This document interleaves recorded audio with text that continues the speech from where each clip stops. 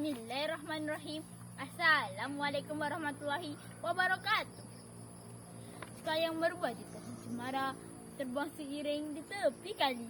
Awal bismillah, buka bicara. Selawat dan salam buat junjungan Nabi. Yang dimuliakan, panel hakim yang arif menilai lagi bijaksana. Penjaga masa yang sentiasa siaga. Seterusnya, guru-guru yang saya hormati dan rakan-rakan yang saya kasihi. Dengan rasa rendah diri, saya ingin bersama-sama dengan hadirin sekalian berkongsi sebuah peristiwa yang penuh tauladan, iaitu peristiwa penurunan wahyu di Gua Hira.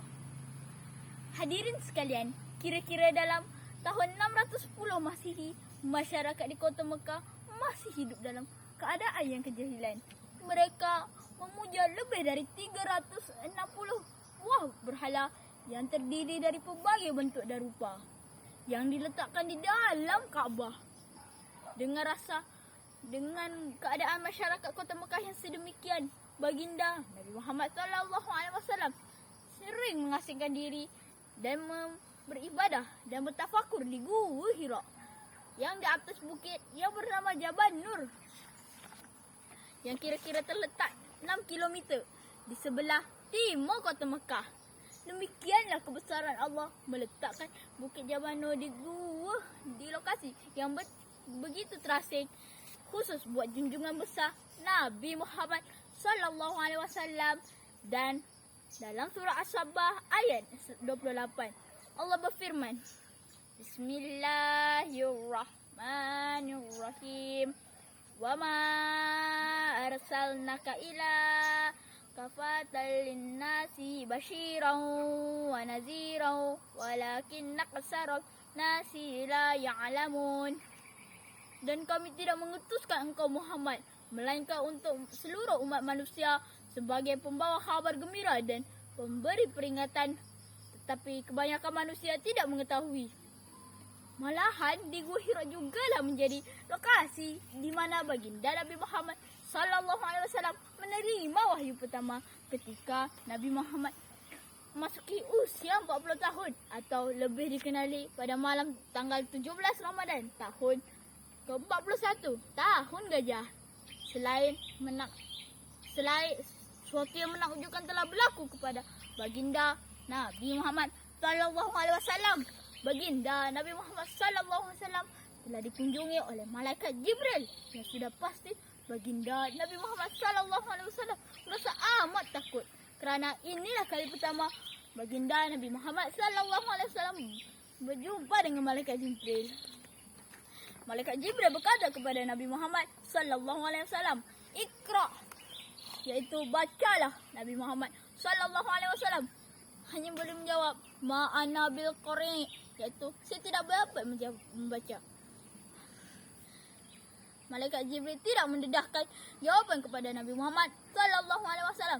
Setelah 3 kali mendakap dan menyuruh Nabi Muhammad SAW membaca, baginda Nabi Muhammad SAW tetap memberi jawapan yang sama, iaitu ma'ana bil qari', iaitu saya tidak dapat membaca. Riwayat Al-Bukhari. Kisah ini diceritakan oleh Aisyah radhiyallahu an. Akhirnya malaikat Jibril membaca, Bismillahirrahmanirrahim.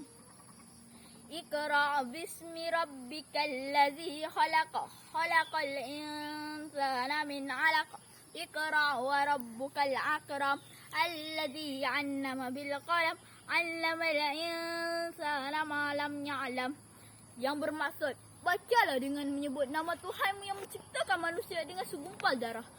Bacalah dengan nama Tuhanmu yang amat pemurah, yang mengajar manusia dengan kalam.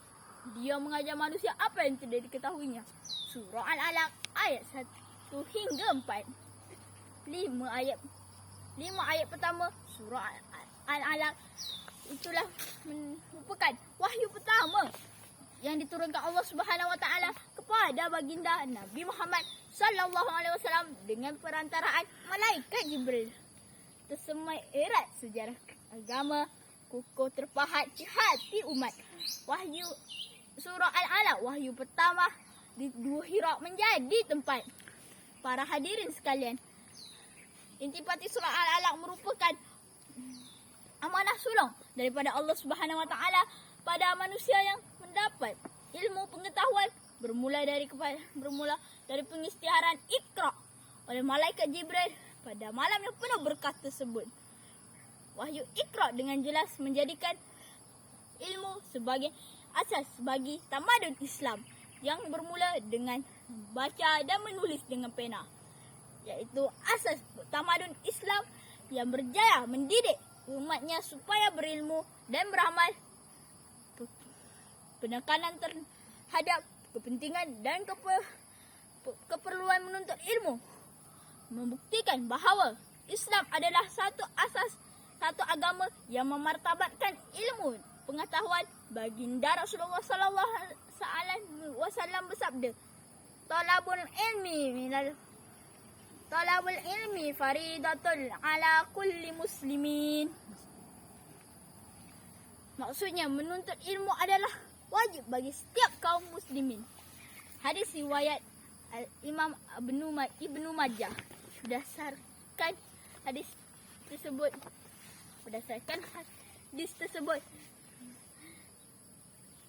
ilmu itu adalah satu perkara yang penting dan menjadi kewajiban bagi setiap orang Islam, maupun lelaki maupun perempuan. Dalam surah yang dinamakan Al-Alaq, Nabi Muhammad diajar supaya banyak membaca wahyu yang diturunkan ke atasnya. Kedudukan serta martabat yang orang yang berilmu diangkat dan diletakkan di tempat yang tinggi. Dengan erti kata lain, ilmu dapat mengangkat darjat seseorang dengan darjat yang tinggi di sisi Allah dan masyarakat. Firman Allah dalam surah Al-Mujadalah ayat 11. Bismillahirrahmanirrahim. Yarfa'illahu allazina amanu mirkum lazina wallazina utu ilma darajat wallahu bima ta'maluna khabir. Maksudnya Allah mengisytiharkan, Allah akan meninggikan orang-orang yang berilmu, beriman denganmu, di antaramu dengan orang-orang yang berilmu pengetahuan beberapa darjah. Ya, ilmu dapat membentuk kepribadian yang baik dan menjadikan seseorang itu bertakwa. Ilmu salah satu langkah bagi menjalankan pelbagai negara, kerana melalui ilmu sajalah dapat membezakan yang antara hak dan batin. Kawan-kawan sekalian, berbalik kepada kisah Nabi Muhammad sallallahu alaihi wasallam. Setelah berlaku peristiwa tersebut, baginda Rasulullah sallallahu alaihi wasallam segera pulang dan dengan rasa penuh gemetaran, lalu menyuruh isterinya, iaitu Sayyidatina Khadijah, menyelimuti baginda.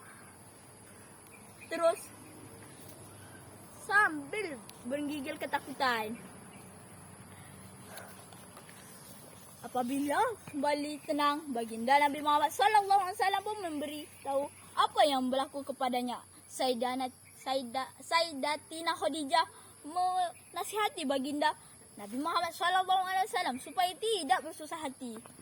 Riwayat Al-Bukhari, kisah ini diceritakan oleh Aisyah radhiyallahu anha, isteri Nabi Muhammad sallallahu alaihi wasallam, berkata, kemudian Khadijah mengajak beliau menemui Waraqah bin Naufal bin Asad bin Abdul Uzar, sepupu Khadijah. Dia adalah seorang penganut Nasrani di masa jahiliyah. Dia pandai menulis kitab bahasa Arab dan menerjemahkan kitab Injil ke bahasa Arab sesuai dengan kehendak Allah. Dia tua dan buta. Wahai sepupuku, dengarlah cerita anak saudaramu ini, ujar Sayyidina Khadijah. Apa yang kamu lihat, wahai anak saudaraku? Soal Waraqah. Baginda Nabi Muhammad sallallahu alaihi wasallam pun menceritakan apa yang telah didengar dan dilihatnya oleh baginda Nabi Muhammad SAW. Itu adalah Anamus, malaikat Jibril yang telah Allah turunkan kepada Musa alaihissalam. Alangkah baiknya jika usiaku masih muda. Alangkah baiknya jika aku masih hidup ketika kamu mengusirmu. Jawab Waraqah, sebaik saja mendengar cerita baginda Nabi Muhammad SAW. Adakah mereka akan mengusirku? Baginda Nabi Muhammad SAW bertanya. Ya, seorang didatangi oleh tentu saja akan dimusuhi. Sekiranya aku sempat hidup pada masa tersebut, tentu aku akan membantumu dengan bersungguh-sungguh, jawab Waraqah. Mendengar kata-kata Waraqah, tenanglah hati Sayyidina Khadijah. Suaminya adalah pesuruh Allah Subhanahu wa taala, Tuhan sekalian alam.